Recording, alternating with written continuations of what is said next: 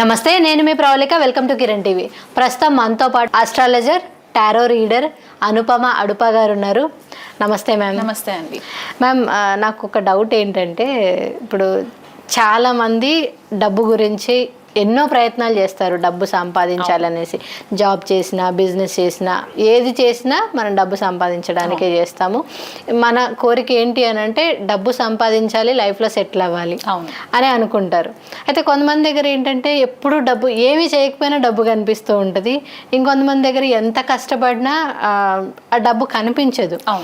కొన్ని సిచ్యువేషన్స్ ఏమవుతాయంటే డబ్బు ఇలా వస్తుంది, అలా వెళ్ళిపోతూ ఉంటుంది. మన దగ్గర అసలు నిల్చోదు, ఎంత డబ్బు వచ్చినా నిలబడదు, రావడానికి కూడా కష్టం అవుతూ ఉంటుంది. ఇప్పుడు రాజయోగం, ధనయోగం ఇట్లాంటివి అంటూ ఉంటారు కదా. అసలు నిజంగా ఈ రాజయోగ, ధనయోగాలు ఉంటాయా? అసలు ఉంటే ఎలా మనం చూసుకోవాలి? లేదు, ఇప్పుడు కొన్ని సందర్భాల్లో మనకి చాలా కష్టం అవుతుంది డబ్బు రావడం అన్నప్పుడు ఏం చేస్తే బాగుంటుంది అంటారు? ఓకే, ప్రపంచం మొత్తం డబ్బు చుట్టే తిరుగుతూ ఉంటుంది. ఉదయం లేచినప్పటి నుంచి మనకి డబ్బుతోనే పని. సో అలాంటి డబ్బు, మీరు అన్న క్వశ్చన్ ఏంటి అంటే, అది చాలా నాకు అప్పుడప్పుడు వచ్చే డౌట్ అనమాట. ఏం చేయని వాళ్ళకి డబ్బులు ఎలా వస్తున్నాయి, అంత కష్టపడుతున్నా డబ్బులు ఎందుకు రావట్లేదు? సో ఇక్కడ చాలా మంది ఒక చిన్న పాయింట్ మిస్ అవుతారు. ఏంటంటే పూర్వజన్మ సుకృతం. గత జన్మలో గనక మనము ఎదుటి వాళ్ళని ఇబ్బంది పెట్టకుండా మనం బాగా దాన ధర్మాలు చేసినట్లయి, పూజలు బాగా చేసినట్లయితే గనక ఈ లైఫ్ లో వాళ్ళకి కొద్దిపాటిగా ఆ ధనయోగాలు, ఆ రాజయోగాలు ఎంజాయ్ చేయడానికి ఒక ఈజీ ఆపర్చునిటీ అవుతుంది అన్నమాట. అక్కడ యాక్సెస్ వస్తుంది. మన పితృదేవతలు అంటే మన యాన్సిస్టర్స్ ఎవరైతే ఉంటారో, తాతలు, ముత్తాతలు, మన ఫాదర్, ఇలాంటి వాళ్ళు కూడా పుణ్య కార్యక్రమాలు చేసి ఉంటే గనక దాని యొక్క ఎఫెక్ట్స్ కూడా మనం ఇక్కడ కొద్దిపాటిగా ఎంజాయ్ చేయడానికి ఉంటది. అది కాకుండా ఏమవుతుందంటే, వాళ్ళు ఒకవేళ అక్కడ ఏదైనా ఇబ్బందులు చేసినా, లేకపోతే మనము కూడా కొద్దిపాటిగా గత జన్మల్లో గనక ఏదైనా చెడు పనులు చేసి ఉంటే గనక దాని ఎఫెక్ట్స్ కూడా మనకి ఇక్కడ కొద్దిపాటిగా రిఫ్లెక్ట్ అయ్యే ఛాన్సెస్ కనిపిస్తూ ఉంటాయి. ఈ కొంచెం పాయింట్ మనం చాలా మిస్ అవుతూ ఉంటాం. ఇప్పుడు అందరూ అంబానీ లాగా అవ్వలేరు. అవును, అంబానీ గారి లాగా దేశాలు రూల్ చేస్తున్నట్టు ఇక్కడ పెద్ద పెద్ద ఫ్యాక్టరీస్ పెట్టాలంటే వాళ్ళ ఫోర్ ఫాదర్స్ మంచి పనులు చేసి ఉంటారు కాబట్టి అలాంటి ఫ్యామిలీస్ లో పుడతారు మనం. సో మన కర్మలని బట్టి కూడా కొద్దిపాటిగా ఉంటుంది.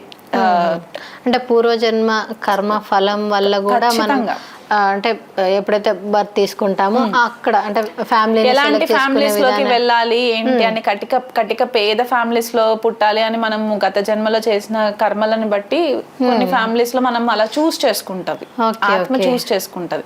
సో ఇది ఒక కాన్సెప్ట్, ఇది కర్మ బేస్ నుంచి కాన్సెప్ట్.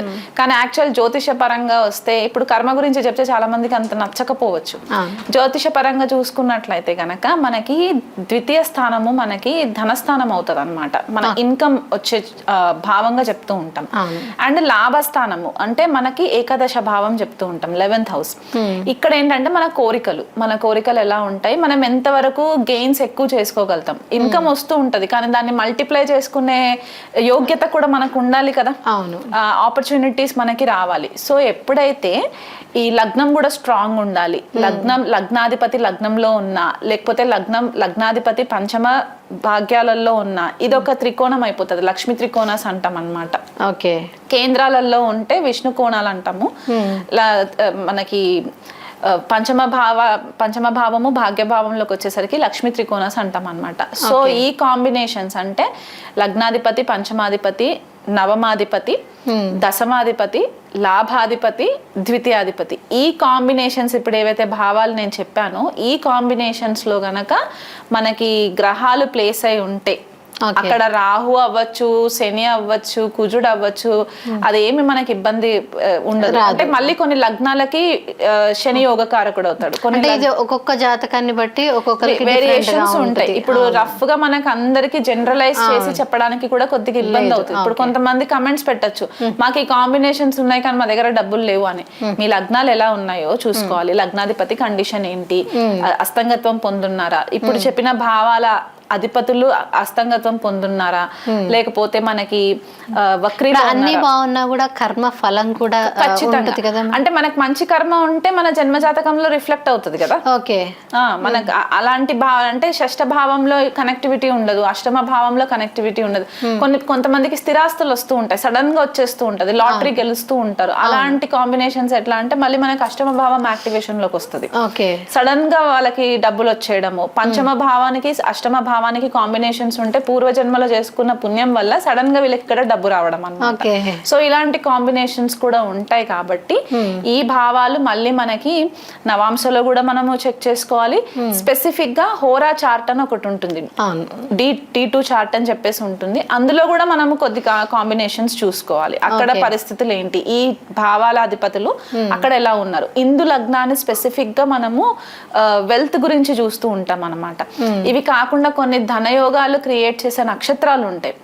ఆ నక్షత్రాలు ఎంతవరకు మన జన్మ జాతకంలో యాక్టివేషన్ ఉంది, ఆ నక్షత్రాలలో ఉన్న గ్రహాల యొక్క దశ అంతర్దశలు వచ్చినప్పుడు మీరు అడిగినట్టు మనం ఏం చేయకపోయినా డబ్బులు రావడానికి ఇది ఒక ఆస్కారం అవుతుంది అన్నమాట. సో ఇలాంటివి కావాలి అని అనుకుని మనకి ఇంకా బెటర్ గా రావాలి అనుకుంటే కనుక రెగ్యులర్ గా గురువుకి మనము గనక పూజ చేసుకుంటే, ఎందుకంటే మనకు అన్ని శుభకార్యాలకి గురువు చాలా ఇంపార్టెంట్ గ్రహం అయిపోతారు. అండ్ న్యాచురల్ గా మనకి ధనానికి సంబంధించిన గ్రహంగా కూడా మనము గురువుని కన్సిడరేషన్ చేసుకుంటాము. గురువు అండ్ శుక్రుడికి వచ్చేసరికి ఏంటంటే లిక్విడ్ క్యాష్. మన చేతిలో ఎప్పుడు కరెన్సీ ఆడుతూ ఉండాలి అని అనుకుంటే గనక శుక్రుడిని మనం కన్సిడరేషన్ లోకి తీసుకోవాలి. సో లక్ష్మీనారాయణ స్తోత్ర పారాయణం చేసుకోవడము, లక్ష్మీదేవి కనకధార స్తోత్రం పారాయణం చేసుకోవడం, లేకపోతే లక్ష్మీ అష్టోత్తరం చదువుకోవడము రెగ్యులర్ గా. వీలైనంత మట్టుకు శుక్రవారం రోజు మీరు ఇంట్లో లక్ష్మీదేవి పూజ చేసుకోవడము. రెగ్యులర్ గా కొంతమందికి అంటే కొంతమంది హైజీన్ గా ఉండరు, అంటే నీట్ గా డ్రెస్సెస్ ఐరన్ చేసుకొని వేసుకోరు. ఇవన్నీ కూడా ఏంటంటే మీరు పాజిటివిటీని ఎంత బిల్డ్ చేసుకుంటే మీకు అంత లక్ష్మీదేవి యొక్క బ్లెస్సింగ్స్ వస్తూ ఉంటాయి అన్నమాట. ఇలా కొద్దిగా పర్ఫ్యూమ్స్ ఎక్కువ వాడడము ఇలాంటివి కూడా మనకి చాలా వింతగా అనిపిస్తూ ఉంటాయి, కానీ ఇవి చాలా ఎనర్జీ క్లెన్సింగ్ అన్నమాట. ఇవన్నీ రెగ్యులర్ గా అంటే మనం ఉండే విధానాన్ని బట్టి ఇప్పుడు మనం కొత్త డ్రెస్ వేసుకున్నాము అని అంటే ఆ ఎనర్జీ లెవెల్స్ వేరే ఉంటాయి కదా. అలాగా సో అట్లా మన ఎనర్జీ ఫ్లో అవుతూ ఉంటుంది కాబట్టి ఎప్పుడు నీట్ గా ఉండి. కొన్నిసార్లు ఏమవుతుందంటే కొంతమందికి రెగ్యులర్ గా బ్లాక్ వేసుకోవడం అలవాటు ఉంటుంది. బ్లాక్ వేసుకున్నప్పుడు ఏంటంటే శనిని ఎక్కువ యాక్టివేట్ చేసేస్తుంటూ ఉంటాం అనమాట. సో మీరు ఎక్కువ వెల్త్ జనరేట్ చేయాలనుకుంటే ఎల్లో కలర్ అవుట్ ఫిట్స్ వేసుకోవడము, లేకపోతే light colours white, light pink, light blue ఇట్లాంటి కలర్స్ మీరు ఎక్కువ వాడుకున్నా కూడా మీకు మంచి ఫేవర్స్ ఉంటాయి.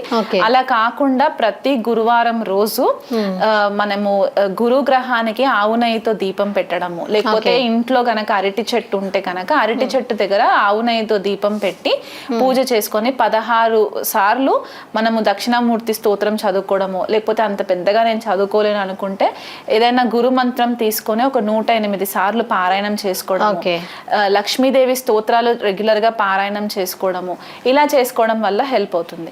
అలా కాకుండా ఇంకొకటి ఏంటంటే స్పెసిఫిక్ గా ఇంట్లో లేడీస్ వీలైనంత మట్టుకు హ్యాపీగా ఉంటే గనక లక్ష్మీదేవి ఆ ఇంట్లో స్థిరంగా ఉండడానికి ఛాన్సెస్ ఉంటాయి. సో ఇవన్నీ కాంబినేషన్స్ మనము చూసుకొని ఒక వ్యక్తిగత జీవితంలో వీళ్ళకి ధనయోగాస్ ఉన్నాయా లేవా, ఏ బిజినెసెస్ లో పెడితే ఎట్లాంటి రిజల్ట్స్ వస్తాయో కూడా మనము చెప్పడానికి ఛాన్సెస్ ఉంటాయి. ఓకే, అంటే ఇప్పుడు మనం అనుకుంటాం వాళ్ళకి ఏంటో ఏమి చేయకపోయినా వచ్చేస్తున్నాయి, మాకేంటో ఎంత కష్టపడ్డా రావట్లేదు అని, కానీ అది మాత్రం మన కర్మఫలం వల్ల బేస్ అయి ఉండొచ్చు, లేదు అని అంటే మన జాతకంలో ఉన్న డిఫరెంట్ కాంబినేషన్స్ వల్ల అయినా అయి ఉండొచ్చు. అంటే ఒకటి బాగుంది మిగతావన్నీ బాగాలేకపోతే కూడా మనకి అవ్వదు అంతే. అంటే ఆ ఎఫెక్ట్ అనేది మనకు చూపిస్తూ ఇప్పుడు ఈ చెప్పిన భావాలకి షష్ఠ స్థానంలో రుణస్థానం చెప్తూ ఉంటాం అనమాట. షష్ఠ భావంతో ఏదైనా కనెక్టివిటీ వచ్చింది అని అంటే మళ్ళీ కొద్దిపాటిగా దాని యొక్క ఎఫెక్ట్ తగ్గుతుంది. ఆ ధనయోగాస్ ఏదైతే మనల్ని పైకి తీసుకెళ్లేది ఉంటుందో ఆ హై లెవెల్ కి ఇక్కడ కొద్దిగా మినిమైజ్ అవ్వడానికి ఛాన్సెస్ ఉంటాయి. అఫ్లిక్షన్స్ ఉండొద్దు. కొన్నిసార్లు రాహుకేతువులు కూడా మనకి ఎక్కువ స్థాయిలో డబ్బు రాజయోగాలు ఇచ్చే ఛాన్సెస్ కూడా ఉంటాయి దశాంతర దశలు వచ్చినప్పుడు. వచ్చినప్పుడు. Okay okay. అలా కూడా నేను చూసాను కొన్ని కేసెస్ లో. రాహు మహర్దశ రాగానే సడన్ గా వీళ్ళు ఫారెన్ ట్రావెల్స్ కి వెళ్ళిపోవడము, ఫారెన్ నుంచి ఎక్కువ డబ్బు సంపాదించుకొని రావడము, ఎందుకంటే కరెన్సీ ఎక్స్చేంజ్ చేంజ్ అవుతుంది కదా. సో ఆ రకంగా కూడా వీళ్ళకి కొద్దిపాటిగా రాజయోగం యాక్టివేషన్ అవ్వడం, ధనయోగాలు యాక్టివేషన్ అవ్వడంకి మంచి పాసిబిలిటీస్ ఉంటాయి. అలాగనమాట. మాకు అంటే మంచి టాపిక్ని చాలా క్లియర్గా ఎక్స్ప్లెయిన్ చేశారు. Thank you so much ma'am. చూసారు కదా, మీరు మేడంని కలవాలి అనుకుంటే స్క్రీన్ పైన ఉన్న నంబర్స్కి కాంటాక్ట్ అవ్వండి. ఈ వీడియో కనుక నచ్చినట్లయితే లైక్ చేయండి, షేర్ చేయండి. మరిన్ని ఇలాంటి వీడియోస్ కోసం మా ఛానల్ని సబ్స్క్రైబ్ చేసుకోండి. Thank you.